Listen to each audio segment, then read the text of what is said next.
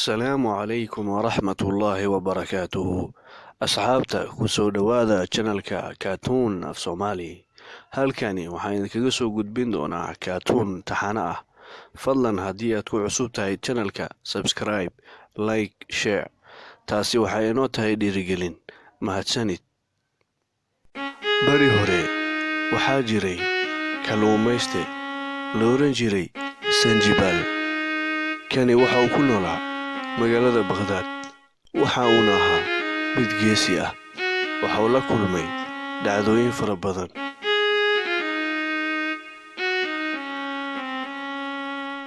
mar ayaa waxa uu la kulmay faras ku dhex nool badda hoosteeda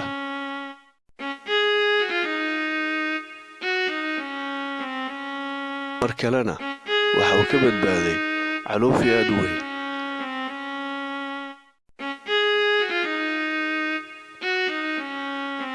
mar saddexaadna waxaa dili gaaray oday waayeel ah isagoo caawiyey kana soo qaaday masaafo aad u dheer Sanjibaal waxa uu leeyahay sheekooyin fara badan kuwaasoo ku xusan buugaagta taariikhda hase yeeshee maanta waxaan idiin soo gudbin doonaa mid ka mid ah qisooyinkaas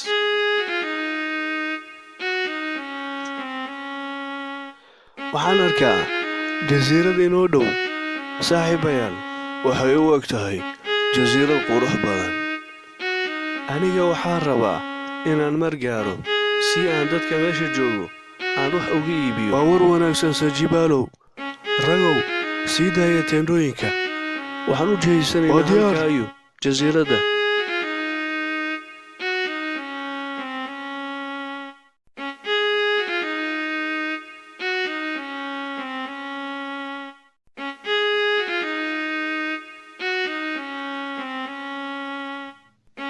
jasiiraddani waxay ahayd jasiirad aad u qurxan hase yeeshee wax ku nool ma aysan arkin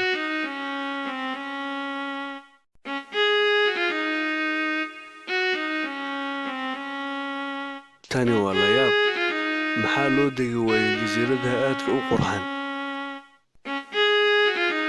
Sanjibaal sida uu cirka u fiirinayay waxaa la tagtay hurdo dheer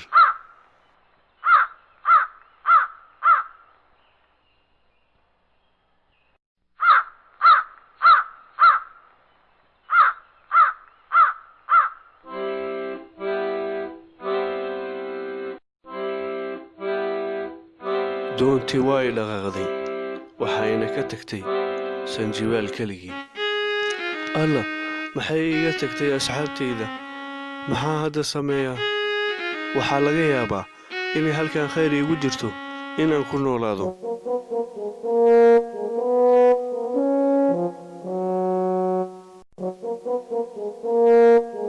meeshaan kore waxaan ka arkaa inay jasiiradda tahay meel eber ah alla waxaan arkay teendho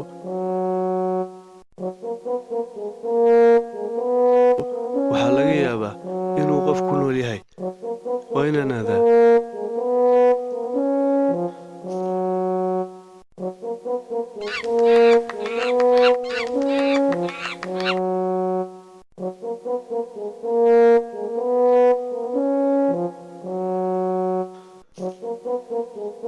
waa inaan is ilaaliyaa waxaan soo galay khatarro aad u badan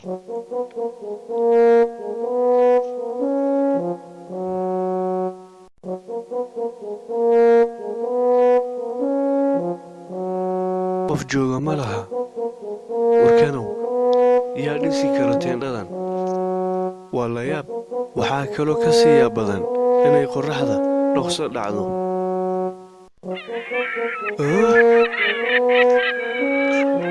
war shimbarkani maxaa uu ahaa waxa uu ka weeyahay buuraha waa laga baqayaa xajmigiisanu aad ayuu u weyn yahay wuxuu xambaarsan yahay maroodi waa isagoo xambaarsan oo kale jiirka ma laga yaabaa inuu yahay shimbirkani mid hadda ka hor aan ka akhriya buug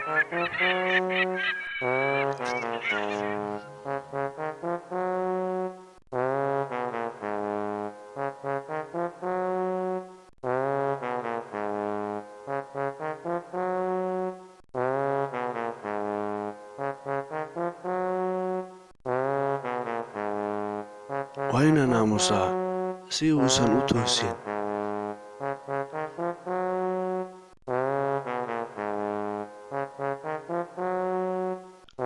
sanjibaal wuxuu iskula xiray cimaamadiisa lugta shimbirka si uu u tago jasiirad cusub. waxa uuna sugay ilaa ay laga gaaro subaxii.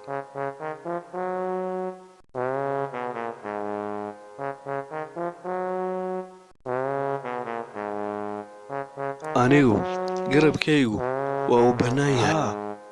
waa sanjibaal. waxaa inoogu dambaysay jasiiradda. laakiin sidee ku dhacday inaan xilligan soo xasuusanno? waxaan u malaynayaa inaan ku soo ilownay. maxaad sheegaysaan? war maxaad iigu sheegi weysay kol hore? hadda un baanba taabnayba. warragow u joodiya teendhooyinka halkaa iyo galbeedka. waxaan ku laaban doonnaa jasiiradda. doontii waxay raadisay jasiiraddii xilli aad u badan. ma aysan helin jasiiraddii. nasiib darro. maxaa yeelay jasiiraddani waa jasiirad aad u yar. in la helana waa nasiib.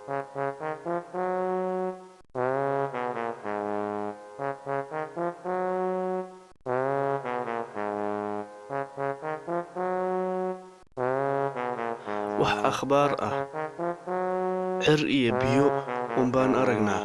wax cusubna ma aragno. sanjibaal waxau ku qaadan doonaa noloshiisa jasiiraddaasi.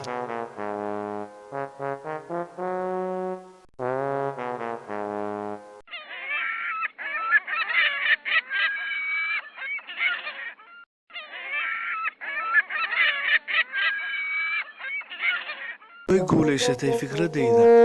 waxaa tahay mid caqli badan sanjibaalow.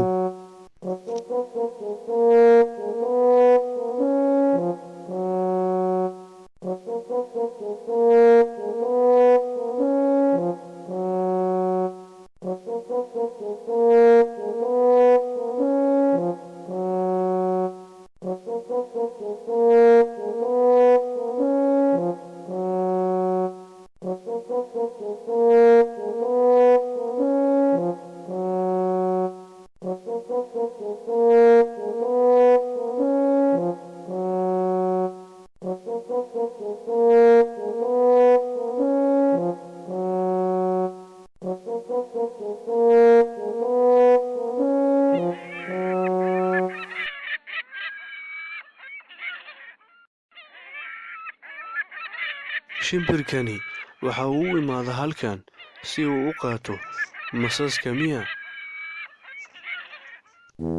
waad mahadsan tahay shimbirow. waa inaan meeshan si fiican iskaga baaraa.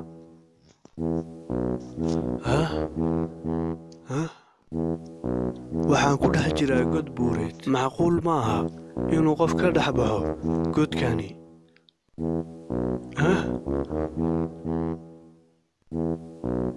waa maxay?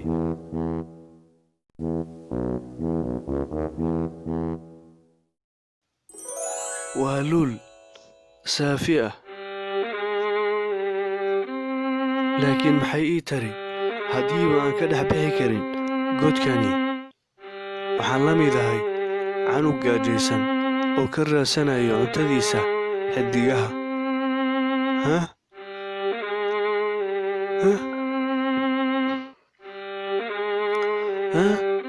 waa mas aad u weyn.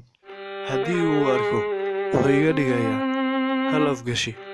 alla ilaahayow, meesha masas badana. meel kasta waxaa ku sugan mas aad u weyn. kanina waa god buureed. sanjibaal macquul ma aha inuu ka dhex baxo halkani. waxa uu isku dayay inuu ka baxa mar, laakiin waxay noqotay mid fashil ah.